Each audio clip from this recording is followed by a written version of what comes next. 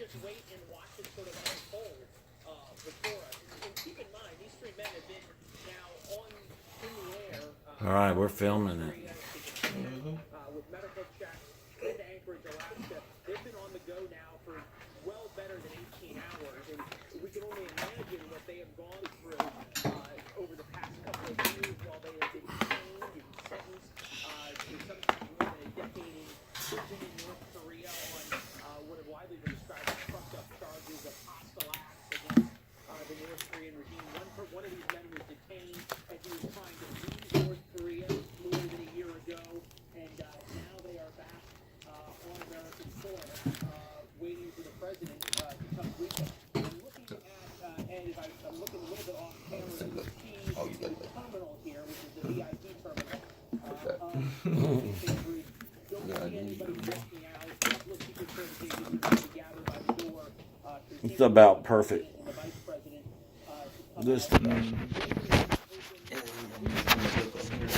Put the thing Mm-hmm. on this Oh thing, yeah, there you go. and that'll be high enough for it. Watch it. He's gonna tip forward. I got Sorry. I grabbed it the wrong way. There you go. And I set the thing on it. You think?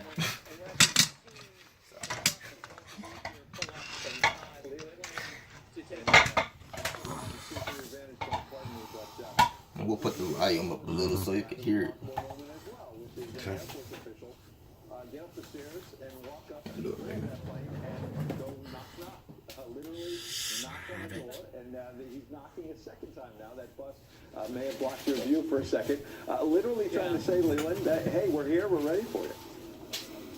Well, they're here. We see just some activity on the other side of the plane where there was another set of stairs as well that had come up to the plane. And we see some activity over there as they begin to move some equipment and some people up onto this plane, conceivably either to get ready for the president's visit or for these folks to come off.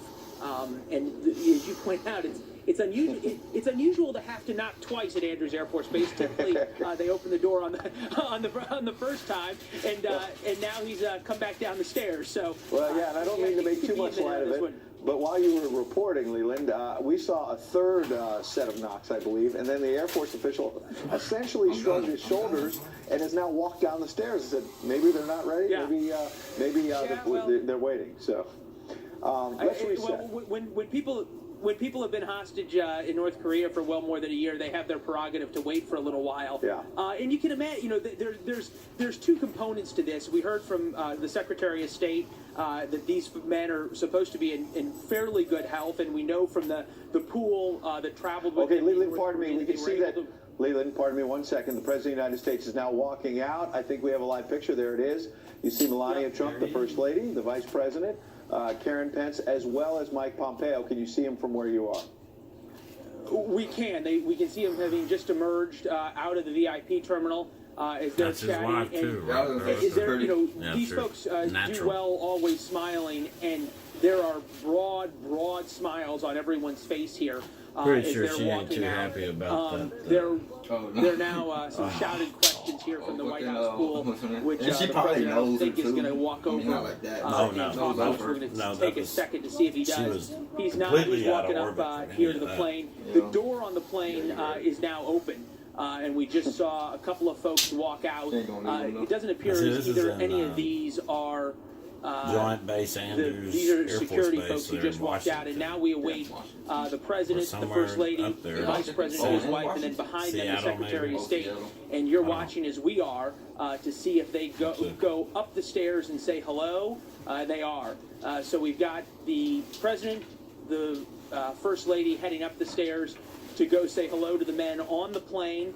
The vice president, the secretary of state, Karen Pence, waiting at the bottom of the red carpet. How long the president's inside, we don't know. But it brings to the point of that these men were told are in pretty good health.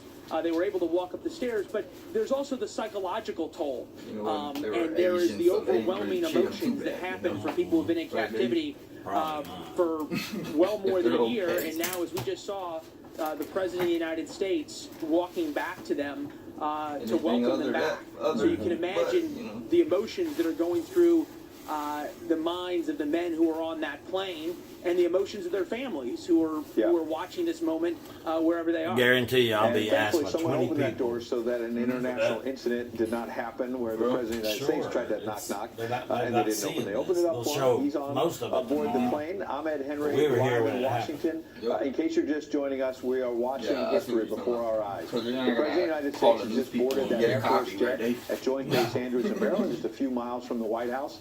He's there with the First Lady, with the Vice President of the United States and his wife Karen Pence, the Second Lady as well, to welcome home 3 Americans who had been detained in North Korea. We are going to stay obviously on that picture, and we're going to stay out of the way if the President emerges with those 3 Americans in a moment, or if he comes out and makes remarks, any and all of the above, we will be bringing to you live, so don't go anywhere.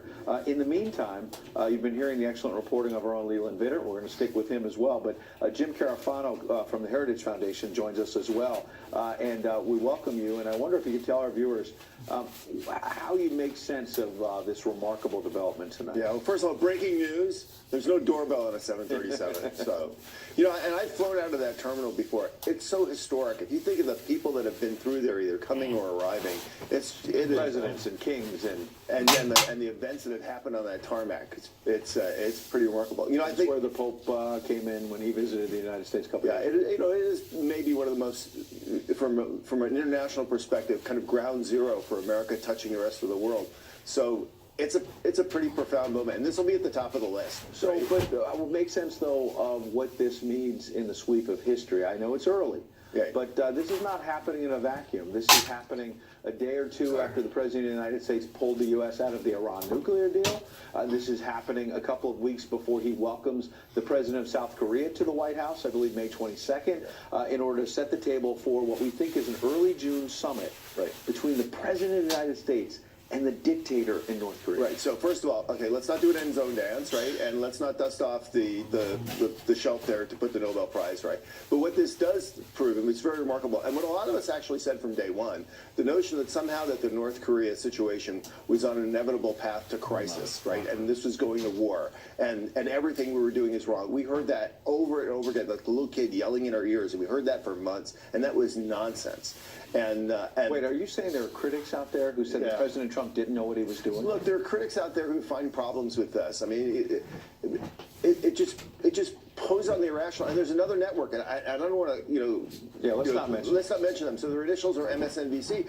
Basically saying, well, this is just wag the dog, right? So the president's just doing this to distract, must be distracting from something else. I mean, literally, they cannot let go of non-reality. Right. So let's not focus on that. Let's focus on what is good that's happening tonight. Number one, 3 Americans are coming home. Right. And we should stop and forget about politics and just say, this is pretty awesome. It is, but we should also remember what kind of regime we're dealing with. I mean, this is a regime that was willing to take human pawns, has no problem with doing that, and collects these, just like the Iranians. And could do it tomorrow or next week or the week after. And let's look. This is also very, very Reagan-esque.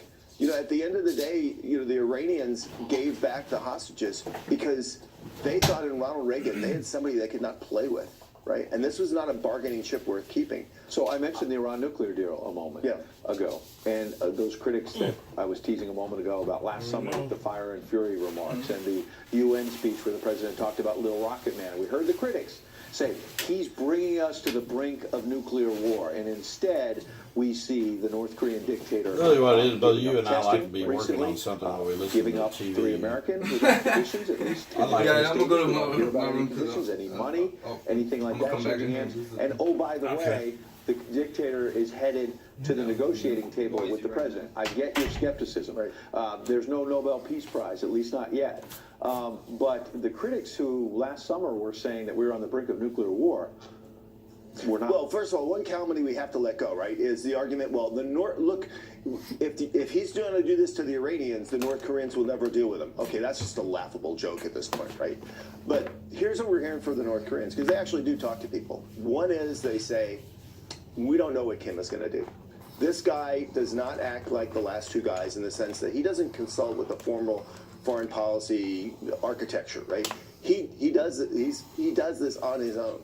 So Kim Jong-un or President Trump? Kim Jong-un. Because you could be describing President Trump. He does it on his own. He doesn't. No, he actually talks to his people. But this guy actually makes his own decisions in his little inner circle and the formal apparatus doesn't know what he's going to do. And so when they get pushed by their NGO contacts around the world, they just shrug their shoulders. Non-governmental organizations that they go break the regime. We don't know. And the other thing they say is, this guy being Kim, he's not bound by how things normally get done in North Korea. He is willing to do other stuff.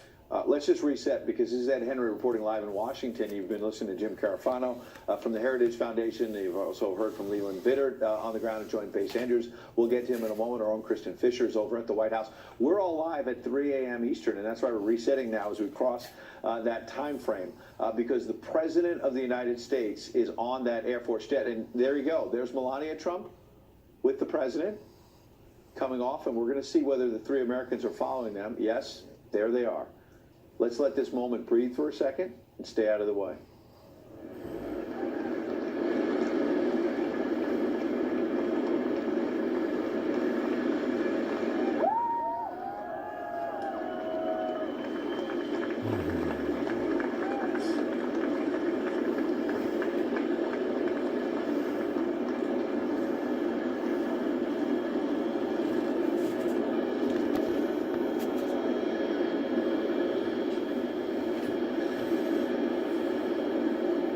So, you heard the applause. You see the handshake right there. We see at least two of the freed Americans there next to the First Lady. The third is emerging from the plane as well. Now they head down the steps. So many things that need to be said. The first is the immense sense of pride and joy that we all feel. How can you not? Seeing the smiles, hearing the applause as it still goes. And also, you can't help but notice that in contrast to the tragedy of Otto Warmbier, who came home from North Korea and died shortly thereafter, as we heard in the initial reports from Secretary of State Mike Pompeo and other sources, you see Mike Pompeo there receiving some kind of a note card. Maybe it was a note from one of the freed hostages, and there's the broad smile from Mike Pompeo, who has just been on the job literally for days now, and in one of his first major acts is bringing home 3 freed Americans. Jim Carafano from the Heritage Foundation joining us. Jim, you know, I'm not a doctor, you're not a doctor, but they look pretty healthy. Yeah, I'm sure they're pretty happy. You know, we've had people come out of the North Korean system before. It's pretty brutal. Yeah. I mean, and it's not just physical. The mental isolation and abuse is pretty severe. So they look pretty chipper for. Now, let's see. The president's coming towards the camera, so we want to let this breathe and keep everything open. Boy, the joy, the hands in the air. And let's see, the president seems to be speaking. It's a great honor. Hopefully everything's going to work out at the highest level. We want to thank John Gordon, who really was this excellent and incredible people. They are really 3 incredible people. And the fact that we were able to get them out so soon was some really attributed to a lot of things, including a certain process that's taking place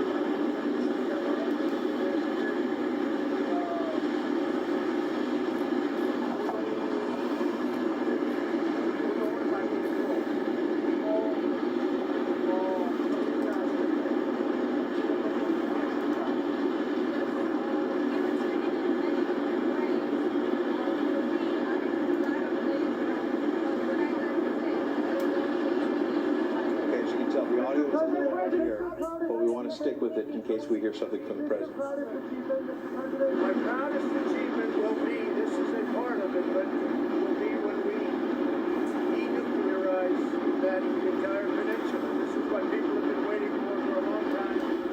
Nobody thought we could be on this track in terms of speed, so I'm very honored to have helped the three votes. Have you spoken with him on the phone? When I got to speak to him on the plane, these are great people, they've been through a lot, but it's a great honor. Have you spoken with Kim Jong-un? The true honor is going to be if we have a victory in getting rid of nuclear weapons.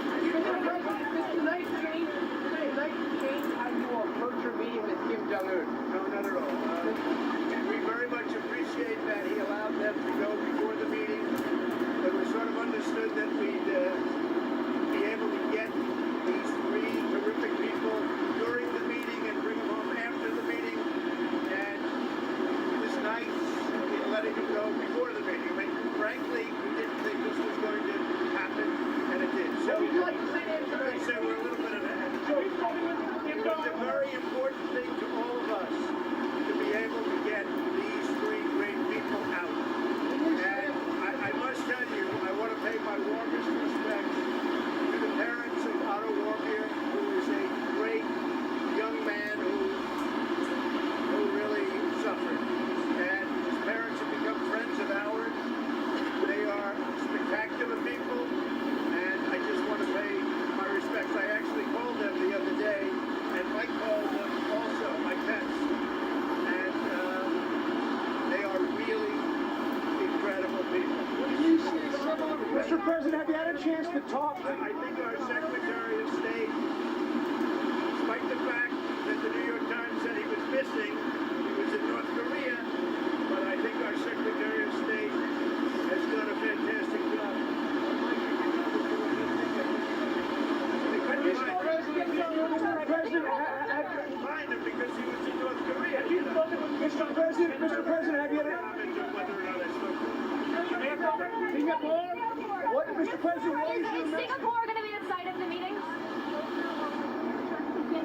We're starting off on a new footing. This is a wonderful thing that he released the folks early. That was a big thing, very important to me. And I really think we have a very good chance of doing something very meaningful. And if anybody would have said that 5 years ago, 10 years ago, even a year ago, you would have said that's not possible. So I will say this, a lot of very good things have happened. Will the meeting be in Singapore? Is that the choice? Why do you think he decided to free these prisoners now? I think he wants to do something. I think he did this because I really think he wants to do something and bring that country into the real world. I really believe that, John, and I think that we're going to have a success. I think this will be a very big success. It's never been taken this far. There's never been a relationship like this. We're starting from here, but I really think a lot of progress has been made, and we'll see what happens. We're talking about a few weeks. I guess many of you will be with us, but some great things can happen, and that's what we hope. So I want to thank you all. It's very early in the morning. I think you probably broke the all-time in history television rating for 3 o'clock in the morning, that I would say. But I want to just congratulate. These are three great people, and congratulations. Have you gotten any sleep or were you too excited? Will the meeting be held in Singapore? Is that the decision? You want to visit with Korea one day? What's the journey, Mr. President? You hope to go to North Korea one day? And is Singapore the site? Mr. President, is Singapore going to be the site of the summit? Well, you can hear reporters still trying to do their job and try to pin down whether or not the summit will be in Singapore. The president certainly did not deny it, but did not confirm it. And boy, you got a little bit of everything. You've got perhaps the art of the deal via Pyongyang. You've got a little shot at the New York Times for saying in a story that Mike Pompeo, the Secretary of State, was missing in action when actually he was in North Korea. The president couldn't let that one go. And then a mention of the best TV ratings at 3 a.m. Eastern time ever. I mean, Jim Carafano from the Heritage Foundation. Pure Trump. Well, I was going to say Trump is always Trump, right? And we saw example. The first thought in my head so reminded me when the POWs came home from Vietnam. That look on the face, that pure exhilaration of putting a foot in American soil and knowing it's not a dream.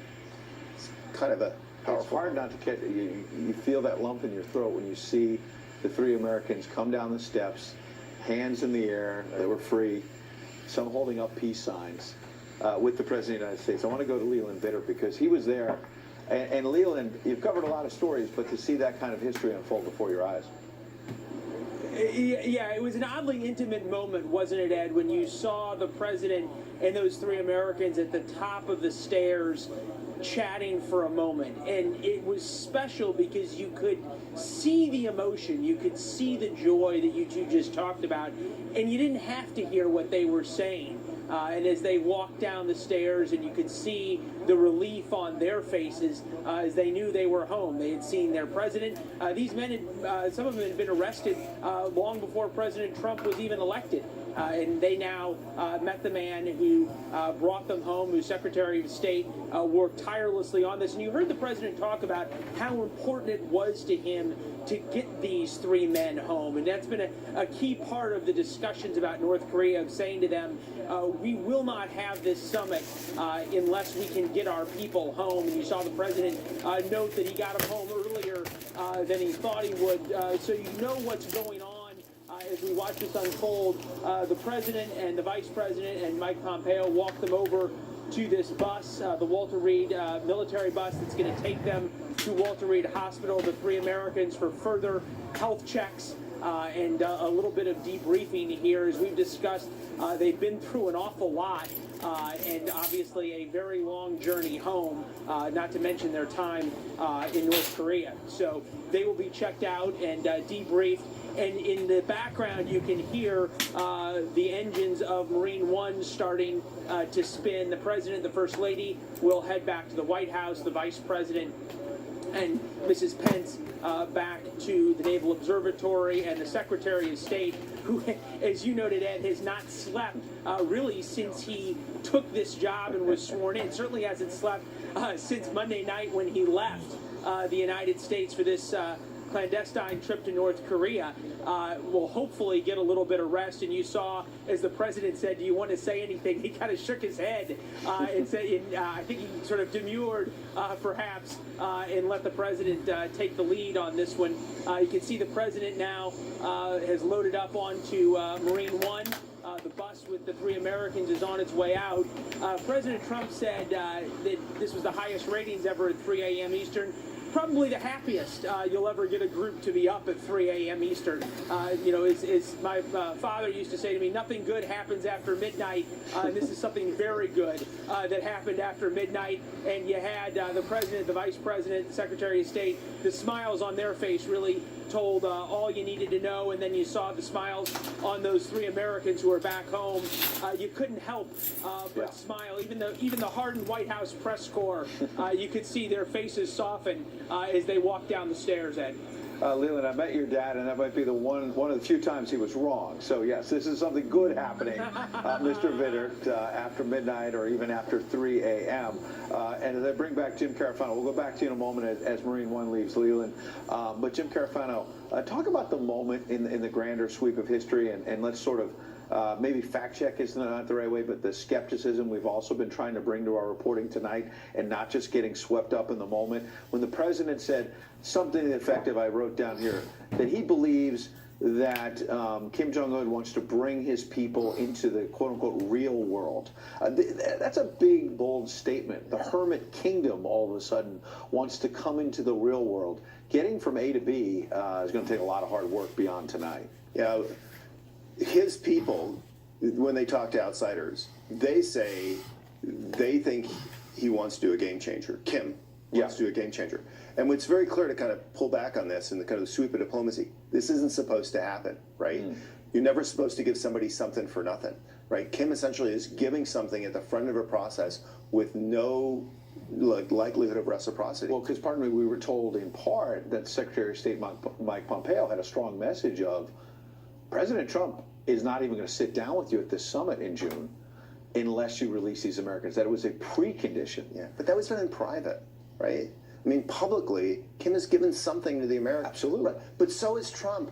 You know, remember he said, you can't meet with Kim, right? We can't talk about these things. You know, we have to negotiate them. He just put that on the table. Both those leaders are doing that. That's really interesting. Pardon me, you can hear the blades of Marine One as it starts to take off. The President and First Lady heading back to the White House. We'll check back in a couple moments when he lands, 10, 12 minutes or so from now. Perhaps we'll go back to Kristen Fisher. She's been on the ground doing excellent reporting as well to see what's happening there. Usually not on the job past 3 a.m. Eastern time. But Jim, I also want to ask you about, we were talking with Waleed Farris earlier, and I don't want the moment to pass. Of course, these three Americans, first and foremost, they've got to reunite with their families. Right. They need to have the proper medical care from the U.S. government to make sure that physically and mentally they're okay. But there's also going to be some intelligence gathering, I suspect, from the government of them. But also, Mike Pompeo now has had 2 meetings with the dictator, including a 90-minute meeting in the last 24 hours. The kind of body language and the close-up read on Kim Jong-un that we've never had before. Yeah, I'm not sure what that really my philosophy is always, you never deal with the North Koreans thinking you know what the North Koreans are going to do. Because all the stuff you described, think about that in contrast to the kind of intelligence we collect against the Chinese and the Russians. I mean, it's like little tiny footnotes, right? I don't think we have great intel that knows what happened. Those guys get. I agree with you, but for the first time we're getting inside the Hermit Kingdom, and I get it's maybe for show, and we're not. He's not going to tell us, Kim Jong-un, everything he's thinking. But there's been great distance between these two countries, and I don't want to overstate it. But we're getting a peek inside. Yeah. Look, I think we're for a Reykjavik moment. I mean, and I was the guy that said, hey, these things are going to be a nothing burger. They'll get together, they'll shake hands, whatever. If you listen to the signal the North Koreans are sending and the signal the Americans are sending, these two guys are going to get in a room, potentially put everything on the table. Now, you know, people look at Reykjavik and they go, what a disaster. But Reykjavik was an enormous success because Reykjavik and Iceland with Reagan and Gorbachev. Right? Because Gorbachev walked out of the room and said, oh my God, if I'm going to deal with this guy, I just can't play this guy. I actually have to cut a real deal. And this guy came to deal. And then they came back and really cut reduction of nuclear weapons more than any other time in history. These two guys are going to go in a room, and I do believe that they're both going in the room looking to cut a historic deal, but they'll both walk away if they don't get one. And that's okay. Jim Carafano giving us real good insight tonight into really the early morning hours now, as has Leland Vinner with his reporting, and I suspect that the folks at Andrews, Joint Base Andrews, may be turning the lights out pretty soon. People need to get to bed, as does Leland. But Leland, any final thoughts from you before we go on to some of your colleagues? Yeah, there's definitely the folks at Joint Base Andrews made it clear that when the show's over, and they wanted us gone. We're hearing Marine One that is lifted off. I think, Ed, you brought up a good point about bringing a little bit of skepticism to our reporting. And there have been moments like this before with people who were detained in North Korea, not just Otto Warmbier, who the president talked about. You'll remember at the time, former President Clinton, who went over to North Korea to bring 2 detained Americans home. 2 American women came home, and the imagery was fairly similar to this. It was not a U.S. Air Force plane, but it was this imagery of people coming home, and there were all the questions. Is this the opening now to make a deal with the North Koreans? It's happened before that the North Koreans have made a deal, have come to the table, and then broken it. John Bolton, now the National Security Advisor, was famous for saying, you know the North Koreans are lying when their lips are moving. And that is the skepticism that you hear from people inside the administration as they look towards making a possible deal with the North Koreans. And that is the healthy skepticism for us to bring also to this, as you noted, in terms of how we look at this milestone for sure, and momentous night for sure, especially for these 3 men, for their families, for the Secretary of State. But remember, the North Koreans got something they wanted too in this. We may not have given them money, we may not have given them sanctions relief, but they got credibility, which is the one thing the Kim family has always wanted, is credibility and recognition. And a U.S. Secretary of State going there and shaking the hand of Kim Jong-un, the pictures of him laughing and smiling there, this is big for them. And they played this up in their press accounts, if you read the press accounts from the North Koreans, as the American Secretary of State coming to them. This is significant for the North Koreans, and we can't forget how significant it is for them to be recognized and to be seen as equals in their people's mind to the United States. All right, Leland Vittert doing an outstanding job tonight into the wee hours. Leland, we appreciate your reporting. Get some sleep. And Thanks, I want to go over now to one of our other fine colleagues. Kristen Fisher has been live at the White House. And Kristen, watching it from your vantage point there at the White House on the North Lawn, such a remarkable evening that is still continuing because the president is on his way to where you are now. A remarkable evening and probably a really joyous one for President Trump. You know, this was both a personal win and a policy win for him. It's really personal because, you know, he's able to bring these 3 Americans home and reunite them with their families, but it's exacerbated by the fact that he was not able to do the same for the first American that he tried to bring home from North Korea, Otto Warmbier, who was brought home in a coma, died a few days later. We know that today the vice president called Otto Warmbier's family and expressed his condolences. And just now tonight on the tarmac with those 3 newly freed Americans, President Trump brought up Otto Warmbier again and said that he wanted to pay his warmest respects to the parents of Otto Warmbier. So it's clear that that incident, the fact that he wasn't able to bring Otto Warmbier home healthy to his parents, that's really kind of eaten away at him. And so tonight, he was really able to get the outcome that he wanted for Otto. He was able to get that for those 3 Americans that were freed tonight. So a personal win. As for a policy win, you know, President Trump is going to be able to go forward and say that, hey, all of my tough talk, all of my tough tweets, all of the harsh sanctions that my administration has imposed on the North Koreans, it is all working. And in fact, tonight, again, in those remarks that we just heard moments ago, he thanked Kim Jong-un. He said, I believe that we're starting off